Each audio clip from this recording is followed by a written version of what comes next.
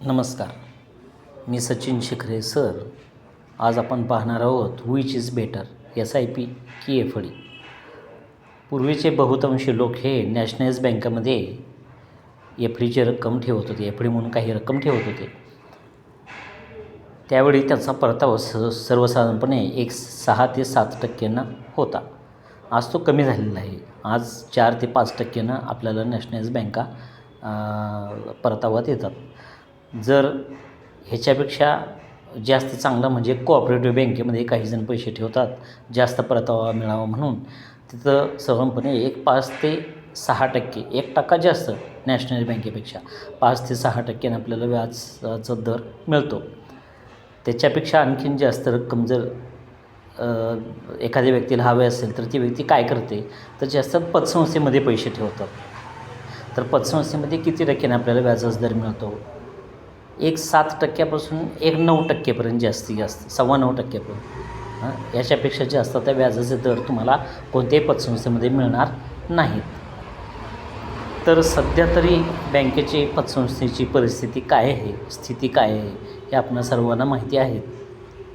आणि हे जे 7%, 8%, 9% आहेत हे महागाईच्या दराला हे दर बीट करू शकत नाहीत, म्हणजे त्याच्या पुढं जाऊ शकत नाहीत.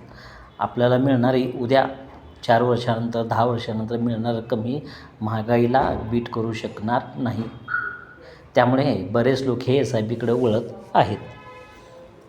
तर माझ्याकडे असलेल्या एका माहितीनुसार 1995मध्ये HDFC फ्लेक्सिकॅप फंड, HDFC फ्लेक्सिकॅप फंडामध्ये जर एखाद्या व्यक्तीनं 10,000 रुपयाची मंथली SIP चालू केली असती तर 2025पर्यंत कोणताही हप्ता न चुकता कंटिन्यूअस 30 वर्ष सातत्यानं जर पर मंथ 10,000 रुपयाची SIP केली असती तर त्या 30 वर्षामध्ये त्याची टोटल इन्व्हेस्टमेंट होते 36 लाख रुपये.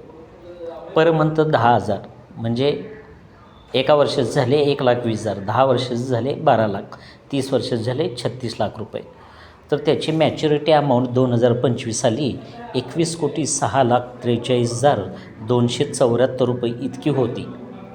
साधारणपणे त्याचा इंटरेस्ट रेट सरासरी असतो तो 21.11% होता. तुम्ही म्हणाल की सर इतकं 21.11% आपल्याला रक्कम मिळते का? आता ही सरासरी असते. आता सरासरी ह्याचा अर्थ काय? बऱ्याच लोकांना हे माहिती नाही की प्रत्येक वर्षी 21.11% आपल्याला परतावा मिळतो का? तर नाही. जेव्हा मार्केट डाऊनला असेल तेव्हा कधी 10%, कधी 12%, कधी 8% परतावा मिळतो. जेव्हा मार्केट अपला असेल तेव्हा कधी 22%, 25%, 23%. मग ह्या सगळ्या प्रत्येक वर्षीची मिळालेल्या परताव्याच्या दरांची बेरीज करून त्याला एकूण वर्षानं म्हणजे 30 वर्षांनं भागलेलं असते, अशी ती सरासरी काढलेली असते. असं त्या HDFC फ्लेक्सिकॅप फंडानं तुम्हाला मागच्या 30 वर्षामध्ये 21.11% परतावा दिलेला आहे. तुमची इन्व्हेस्टेड अमाऊंट होती 36 लाख रुपये. तुम्हाला मिळणारी मॅच्युरिटी अमाऊंट होती 21,06,43,274. आता हे 30 वर्ष तुम्ही त्या फंडामध्ये जर थांबला तर तुम्हाला मिळेल. एखाद्या व्यक्तीनं मुलाचं काहीतरी शिक्षण आहे म्हणून 4-5 लाख रुपये काढून घेतले, मुलीचं शिक्षण आहे म्हणून 2-3 लाख रुपये काढून घेतले, किंवा हॉस्पिटलचं खर्च आहे म्हणून 5-50 हजार रुपये काढून घेतले, तर ही इतकी मोठी अमाऊंट राहू शकत नाही.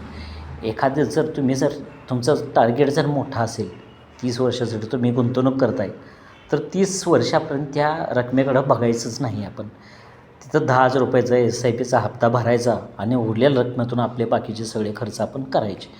असं केल्यानंतरच एवढी मोठी अमाऊंट होऊ शकते. पण एवढी अमाऊंट मोठी झाल्यानंतर सुद्धा ह्यातून एकदम बाहेर पडायचं का? अजिबात नाही.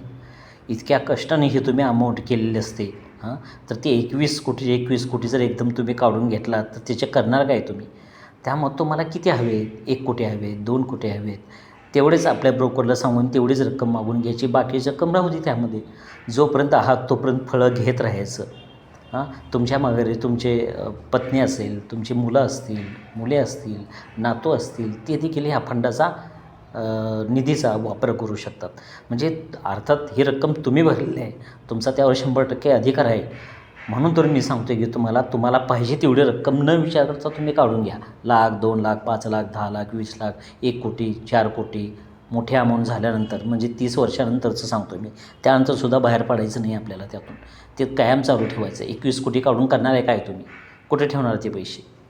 बँकेत तर ठेवू शकत नाही आपण.